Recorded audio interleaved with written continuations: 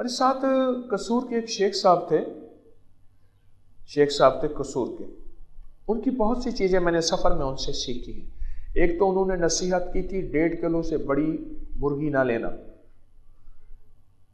1.5 kilo मुर्गी है ना, ये ब्रायलर मुर्गी, कहने लगे 1.5 किलो, 1.25 किलो और 1.5 किलो से ज़्यादा लोगे सारी चर्बी होगी, मुर्गी नहीं होगी।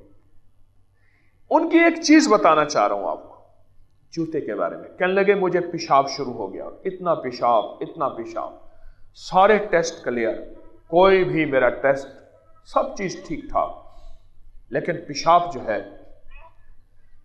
पेशाब वो बहुत ज़्यादा आता था। कहने लगे एक दफ़ा हमारे यहाँ लाहौर में, वहाँ गड़ी शाहू है, ऐनकों की दुकानें हैं, मेरी ऐनक की फ्रेम ख़राब हुई, वहाँ बनवाने मैं गया हुआ था, तो एक साहब मिले, मुझे देखा बहुत कमज़ोर हो गया हूँ मैं, तो पूछने लगे शेख साहब खैरियत, तो कमज़ोर हो गए। मैंने कहा इसी पेशाब है, दिन रात आता है पेशाब, उठता हूँ। कुछ सियाना आदमी था, ऊपर से नीचे देख के कहने लगे आप अपना जूता तब्दील करें और ऐसा जूता ले जिसका नीचे वाला हिस्सा भी चमड़े का हो, ऊपर वाला हिस्सा भी चमड़े का हो, कोई सस्ता हो महंगा ना हो।